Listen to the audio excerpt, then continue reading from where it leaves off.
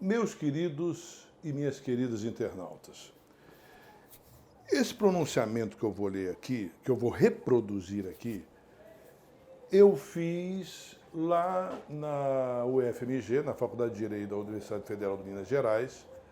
Esse pronunciamento eu fiz lá, a convite da nossa querida professora de Filosofia do Direito, Maria Brochado. Então, eu fiz esse pronunciamento nesta oportunidade, semana passada ou semana retrasada, lá na Faculdade de Direito da UFMG, a convite da Maria Brochado.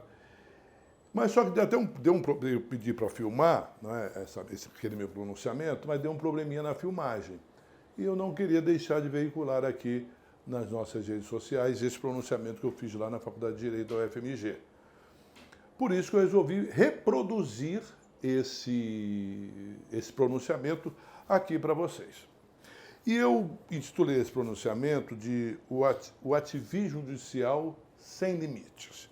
Então, eu vou ler esse pronunciamento para vocês.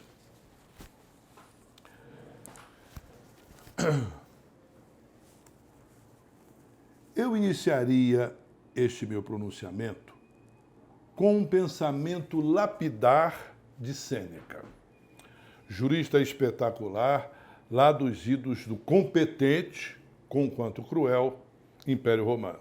Disse Sêneca, abre aspas, a sentença de um juiz parcial, ainda que correta, ela é injusta. Fecha aspas. Eu ousaria complementar Sêneca dizendo o seguinte, isto porque a fidelidade é a virtude primeira no exercício da jurisdição. Fidelidade, honestidade, transparência, lealdade, imparcialidade, confiabilidade, são virtudes de um magistrado são virtudes que um magistrado deve ter e ostentar. Virtudes, todavia, que não podem ser serenamente atribuídas ao ex-juiz Sérgio Moro. Ou simplesmente porque ele não as possui, ou porque ele as ostenta mitigadamente, isto é, flexivelmente, segundo e seguindo os seus interesses pessoais distanciados da sacralidade da toga. E ex-juiz, porque ele não é mais meu colega, porque ele se demitiu da magistratura. E isso porque a vitaliciedade da toga depende da união indissolúvel do profissional da jurisdição com o poder judiciário. Repito, da união indissolúvel do profissional da jurisdição com o poder judiciário, que o seleciona e o acolhe e que vai, esta sua vitaliciedade, de sua investidura até qualquer modalidade de afastamento, desde que não seja pela demissão voluntária ou coercitiva. No caso do Sérgio Moro, ele se demitiu voluntariamente. Consequentemente, ele perdeu a vitaliciedade do cargo e não é mais meu colega magistrado. E ao se demitir, Moro fecha e homenageia a sua trajetória com esta tosca deslealdade. Abre aspas. Afasto-me da magistratura para servir ao meu país. Fecha aspas. Não é verdade. Sua opção pelo afastamento se fulcra na promessa da volta à toga por preenchimento de oportuna vaga na Suprema Corte. E o pior, mediante compromisso espúrio, já que materializado quando ainda judicava. Permitam-me o informalismo. Quando Sérgio Moro disse isso, ou seja, que se afastaria da magistratura para servir ao meu país, eu franzi a testa. Sabem por quê? Porque eu fui juiz de direito da ativa por quase 30 anos. E por isso posso lhes garantir, juiz adora ser juiz. Juiz de carreira não abandona a jurisdição senão para se aposentar. Portanto, é lógico que a vaga no STF já lhe havia sido prometida, ou seja, já havia sido prometida a Sérgio Moro. O estrambelhado presidente da República Inclusive, assim o declarou textualmente. Um compromisso com ele, porque ele abriu mão de 22 anos de magistratura. Eu falei, a primeira vaga que tiver lá está à sua disposição. Obviamente, ele teria que passar por uma sabatina no Senado. Claro. Eu sei que não lhe falta competência para ser aprovado lá, mas uma sabatina técnico-política, tá certo? Então, o Moro, eu vou honrar esse compromisso com ele, e caso ele queira ir para lá, será um grande aliado, não do governo, mas dos interesses do nosso Brasil dentro do Supremo. E diante das evidências e da própria assertiva presidencial, Moro ainda nega. Com o que o presidente falou, né? Mas, assim, não tem a vaga no momento. E quando surgir a vaga, vai se avaliar. O presidente vai avaliar se ele vai manter o convite. Eu vou avaliar se eu vou aceitar o... Portanto, qual nada? Ele sai para servir ao meu país. Não. Mas volta ou voltaria a judicar, dando continuidade à sua carreira de magistrado em vaga na Suprema Corte, farisaicamente prometida e combinada. Tudo isso a gente desgraçadamente espera de um político, mas de um magistrado eu tenho por imperdoável. Quem é Bolsonaro? Um homofóbico? Diante de seus sentimentos negativos em relação a homossexuais? Ter vizinho meu, um casal homossexual morando ali com meus filhos pequenos em casa.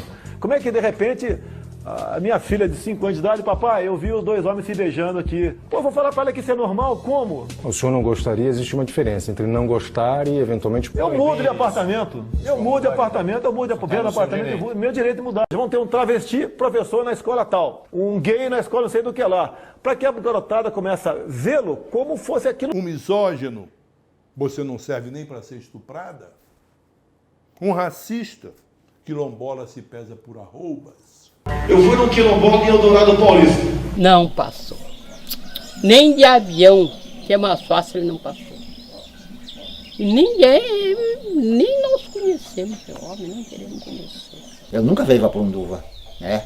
Mas falou que nós pesamos 7 arroba. Aliás, eu também não sei qual foi o quilombo que ele visitou. Primeiro que assim, você perguntou, eu não lembro de ter visto, olha que eu trabalho aqui nos quilombos, né? Estou já com 18 anos trabalhando aqui, só com as comunidades de quilombo, eu nunca vi o Jair Bolsonaro em nenhum quilombo. Olha, o afrodescendente mais leve lá pesava 7 arrobas. Eu me sinto triste de um senhor, de uma pessoa falar uma conversa dessa que os quilombos daquele lugar, pesam 7 arroba, né? Isso está comparando-se a gente com um animal. Mas essa declaração não pode se fazer, é uma declaração racista, né? Que não pode se fazer. Não... Um fascista, já que ele declaradamente tem uma tendência ao exercício autocrático do poder? Um nazista, já que o nazismo também se caracteriza como uma forma de fascismo, que incorpora um racismo científico? Um misândrico, gestos de arma com criança, violência, ódio, desprezo para com os índios. Um presidente que bate continência para a bandeira de um outro país. A minha continência, a bandeira americana. E que expressamente se declara favorável à tortura. E que, não satisfeito, enaltece ainda, e em pleno parlamento de uma república democrática, como a nossa, mas nem tanto de direito por enquanto, por hora, um histórico torturador, Carlos Alberto Brilhante Ustra. Pela memória do coronel Carlos Alberto Brilhante Ustra! É justo atribuir ao presidente Bolsonaro todas essas adjetivações? Não sei. Mas sei que o povo o elegeu.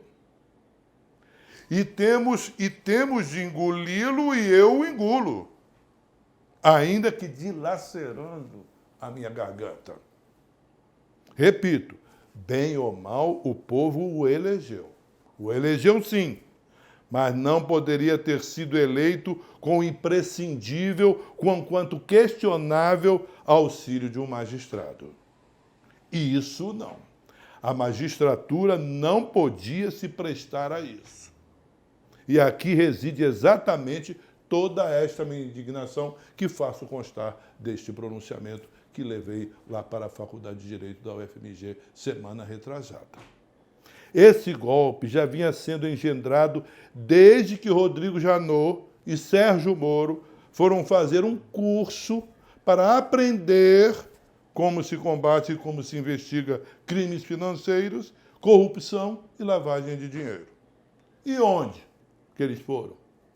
Exatamente no Departamento de Justiça do mesmo país que o agora presidente Bolsonaro reverenciou a bandeira.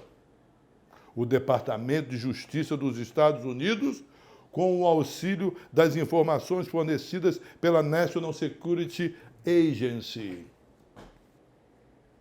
Ora, o direito e a judicatura brasileiras não precisam ou não precisariam aprender isto.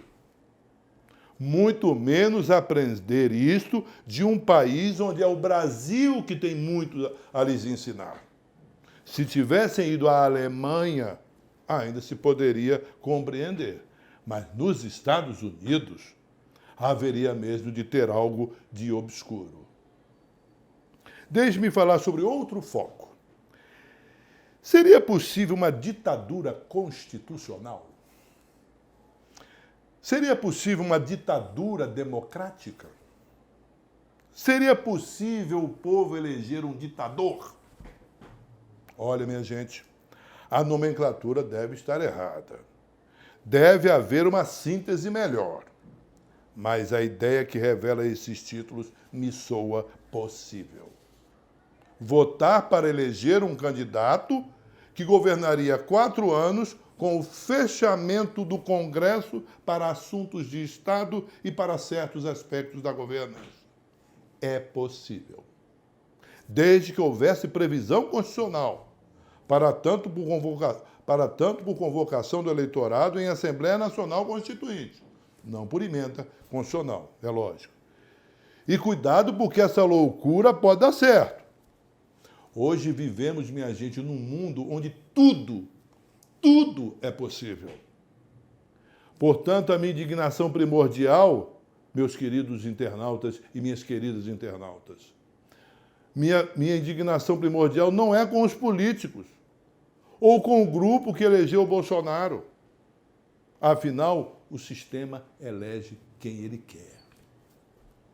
Nem com as suas alianças entreguistas ou com todo esse sucateamento do nosso patrimônio natural, nossas reservas com as quais Deus presenteou a terra de Santa Cruz. Estão querendo nos fatiar como fatiaram a Mãe África, que levou, inclusive, à indignação alemã ao primeiro conflito mundial. Então, minha maior e inexorável indignação e razão pela qual eu não poderia me furtar deste pronunciamento, minha maior e inexorável indignação reside no alicerçamento, no sustentáculo, na tutela concedida por quem não poderia e não teria o direito de fazê-lo, qual seja, por uma parcela do Poder Judiciário, sem a qual o golpe não fecharia, em especial Sérgio Moro, que não teria todo esse poder se não encontrasse na maior potência bélica do mundo o respaldo necessário.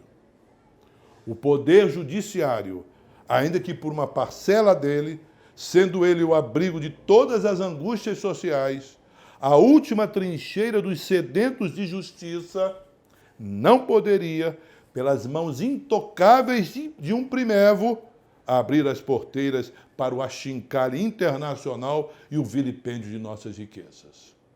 E mais, e pior, sem o pudor com o menoscabo, o aviltamento de nossa soberania que nos atinge a todos e a todas, independentemente de qualquer viés ideológico. As questões jurídico-processuais penais da Lava Jato, muito bem analisadas por Afrânio Silva Jardim, promotor de Justiça do Rio de Janeiro e por mim tão estudado para o concurso da magistratura, Essas questões jurídico-processuais penais podem gerar polêmicas acadêmicas e controvérsias entre juristas. Mas as atrocidades legais e constitucionais cometidas por Sérgio Moro não têm polêmica, posto que fulcradas em fatos naturalísticos protagonizados por ele. Faço aqui um parênteses. Sou favorável ao ativismo judicial. Só outro parênteses. Fiz, inclusive, uma palestra na Faculdade de Santo Agostinho sobre o ativismo judicial, que está lá até no meu blog. Se por acaso vocês se interessarem, está lá uma palestra de 1 hora e 30 minutos.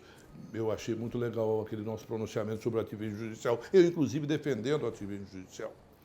Muito bem, voltando aqui. Sou favorável ao ativismo judicial, na medida em que o Poder Judiciário constitui um dos poderes políticos da República.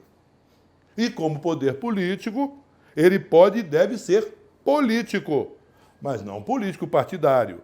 Para tanto, resguardando e mantendo sempre fortalecida e até prevalente a juridicidade de suas decisões, não lhe permitindo afronta a texto expresso de lei.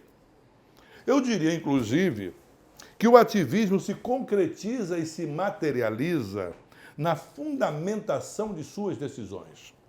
Na parte dispositiva, o magistrado tem de ocupar fortemente o seu espírito julgador com a juridicidade de sua manifestação judicial, mediante a perfeita adequação do seu convencimento com as normas positivadas, tendo como pré-requisito fundamentalíssimo a sua imparcialidade ou a sua sincera isenção, sendo, para tanto, espiritualmente, essencialmente, profundamente, embrionariamente, o mesmo, esteja quem estiver por debaixo do malho da sua autoridade. O juiz Sérgio Moro é o inverso e a antítese de tudo isso, na medida em que enodou a isenção e a dignidade da toga, mormente para favorecer interesses e posições ideológicas pessoais. Nunca vi um magistrado de primeiro grau com tanto poder. Este homem desafia o Supremo. Nem o Supremo, nem o CNJ, nem corregedoria alguma se atreveu a instaurar uma representaçãozinha, pequenininha, disciplinar contra ele. Nenhuma representaçãozinha mínima que seja disciplinar contra esse ex-juiz Sérgio Moro. Quem o fez, e provavelmente iria fazê-lo mais, coincidentemente faleceu num desses desastres aéreos que salvam o sistema injusto de poder em momentos históricos decisivos. De quem eu estou falando? Teori Zavascki. Mesmo tendo o ex-magistrado conduzido coercitivamente, sem nenhuma justificativa legal, nada menos que um ex-presidente da República do Brasil. Mesmo tendo ele interceptado uma ligação telefônica na qual participava nada menos que a presidente da República, inclusive em legítimo exercício de seu mandato presidencial. Eu estou aqui mencionando, como eu falei agora no início desse parágrafo, que eu nunca vi um magistrado de primeiro grau com tanto poder. Ele faz tudo isso e ninguém mexe com ele.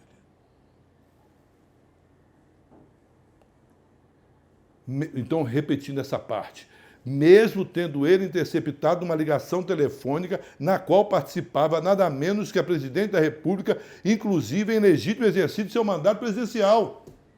E querem mais? Coloque isso na mídia. Entrega isso para a grande mídia jornalística. Em qualquer país do mundo, inclusive, principalmente nos Estados Unidos, onde ele foi fazer o seu cursinho, um juiz que fizesse isso seria banido sumariamente da magistratura e ainda sofreria um processo criminal. E mais, ouçam a gravação que circulou nas redes sociais. Eu ouvi a gravação e gravei e guardei e arquivei. Ouçam a gravação que circulou nas redes sociais, posta a público pelo ex-juiz. perceberão que a pessoa que atendeu o telefonema do Lula provavelmente se encontrava dentro do gabinete da presidente, no caso da presidente Dilma. Ninguém mexe com o Moro, mesmo tendo ele se permitido fotografar em fotos de indiscutível intimidade com membros da cúpula do PSDB, partido político que dizem ter seu genitor presidido na cidade paranaense de Maringá.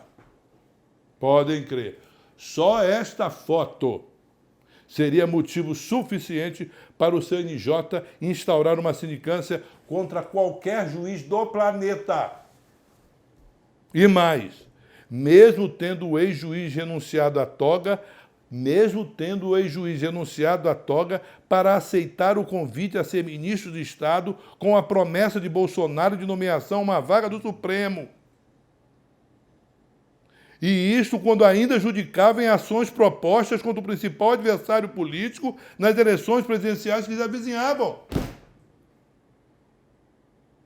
Isto, a meu ver, e por indiscutível parcialidade do ex-juiz Sérgio Moro, na minha opinião, anula todos os processos contra Lula que tenham sido presididos por ele, este ex-juiz Sérgio Moro. Pelo mínimo, sua ultrajante suspeição, enquanto magistrado, é flagrante e, para mim, imperdoável. Políticos não devem ou não deveriam fazer isso. Porém, eles fazem mesmo, lamentavelmente. Porque para a velha política, os fins justificam os meios. Mas para o judiciário, não. Contarem eles com o sustentáculo de um magistrado, aí não. Atinge a mim e a todo o Poder Judiciário, que eu abra a minha garganta, abra a minha voz para defender. Um magistrado que jurou honrar a toga não tinha, não tem e não temos o direito de fazê-lo. Meu grito preso na garganta é em honra à justiça, à sacralidade da toga, à decência intransigível, à indisponibilidade do justo. Moro não deve ficar impune nos termos da lei, no mínimo investigado, pois não há juiz algum neste país que se atreva a cometer 1/10 das atrocidades legais e jurídicas praticadas pelo ex-magistrado no exercício da sua jurisdição. Esse homem tem costa quente. E essa quentura vem de onde? Eu rebatizaria Sérgio Moro, sabe de quê? De Eliot Ness, o intocável, que em sua intocabilidade permitiu colaborar decisivamente para entregar o meu país ao capital estrangeiro, a uma parte espúria da elite empresarial brasileira, a um Trump e a CIA. Imperdoável para um magistrado. Seria até imperdoável para um político, mas em relação a isso a gente está acostumado. Mas para um magistrado é absolutamente imperdoável. Vindo de um magistrado, eu considero imperdoável. É como Judas que traiu Jesus, sendo ele o discípulo em que Jesus mais confiava, a quem confidenciou, inclusive, segredos do paraíso. Imperdoável. Sou um magistrado vitaliciado e aposentado. Hoje, advogado e consultor jurídico. E nós, magistrados, repudiamos magistrados que desonram a sacralidade da toga, magistrados que têm lado. Bem o disse o Times de Londres, sem abdicar da peculiar elegância dos britânicos. Aspas. Bolsonaro nomeia ministro juiz que encarcerou o seu rival. Fecha aspas. Fábio Conder Comparato, por seu turno, indignado com a forma como Moro agiu para não dar cumprimento ao alvará de soltura expedido por um desembargador, pelo qual colocaria Lula em liberdade, ainda que por pequeno espaço de tempo, Moro estava de férias nessa época. Este desembargador Fábio Conder Comparato, analisando esse alvará de soltura expedido por aquele desembargador, Fábio Conder Comparato disse o seguinte, aspas. Moro é agente dos Estados Unidos no Brasil, fecha aspas. E vaticinou o ilustrado jurista, abre aspas de novo. Moro goza de total impunidade. Estou convencido que ele é um agente norte-americano. Fecha aspas. Pois é, valer-se da toga ou emprestá-la para isso é imperdoável. Que eu não fizesse um milésimo, como magistrado ativo, que eu não fizesse um milésimo do que ele fez. Eu seria escorraçado da magistratura pela porta da cozinha. Mas Moro não, ninguém mexe com ele. Nem o Supremo, nem o CNJ, nem o Tribunal Regional Federal. Ninguém. Juiz parcial, minha gente. Desculpa. Não, está certo. Valer-se da troca ou emprestá-lo para isso é um imperdoável. Nomeá-lo ministro de nossa honrada Suprema Corte, depois de tudo isso, e apesar de hoje tão desgastada perante a opinião pública, eu considero inaceitável, eu considero impensável um absurdo desse. Sabe por quê? Juiz parcial é como o sacerdote que revela, a confissão. Você vai lá no confessionário, coloca lá as suas angústias, confessa os seus erros, os seus deslizes e ele divulga. Juiz parcial é como um sacerdote que divulga a confissão do confessionário. É como um psicólogo que leva adiante os segredos de seu cliente. É como quem cometia adultério. Enfim, nada posso fazer para anular tudo isso. Todos esses desmandos, todas essas tresloucadas decisões, toda essa seletividade inconcebível para um magistrado. A imparcialidade para nós, magistrados, é ponto de honra. A gente é torturado, mas não perde a imparcialidade, não perde a isenção, tratando cada um que esteja sob o malho da nossa autoridade da mesma forma, o que não faz o ex-juiz Sérgio Moro, este meu ex-colega. Portanto, minha gente, nada posso fazer para anular tudo isso, a não ser exprimir e colocar para vocês toda esta minha indignação. Não posso fazer nada para anular tudo isso, todos esses desmandos, todas essas tresloucadas decisões, toda essa seletividade, todo esse entreguismo, todo este achincalhe com a nossa soberania, o menosprezo, o desdém com a soberania do meu país. E esse menosprezo e esse desdém contra a soberania do meu país é como uma invasão criminosa do meu domicílio, do meu próprio domicílio. Se não posso, então, com nada disso, ao menos não poderia deixar de aproveitar o convite da minha e da nossa querida Maria Abrochado para soltar este grito meu atravessado na garganta, em favor, em reverência e em respeito ao nosso Brasil, santo e glorioso, cujo dia de sua redenção definitiva não tarda a chegar. Brasil como líder mundial, coração do mundo, pátria do Evangelho do Cristo, arregimentador de todas as forças do bem contra todas as forças do mal. Venham elas de onde vierem. O novo João Batista, pois breve virá o dia em que se encherá a paciência divina na sentença inapelável. E quem for de Deus, venha. Quem não for de Deus, saia. Posto que todo pecado será perdoado, mas aquele que pecar contra o Espírito, este não terá perdão.